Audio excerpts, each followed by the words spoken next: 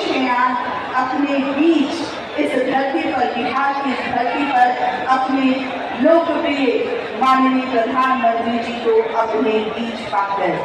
बहुत सुंदर ये जो दृश्य यहाँ से दिख रहा है बहुत ही सुंदर है और हम सभी इस दृश्य को अपनी आंखों में कैद कर लेंगे।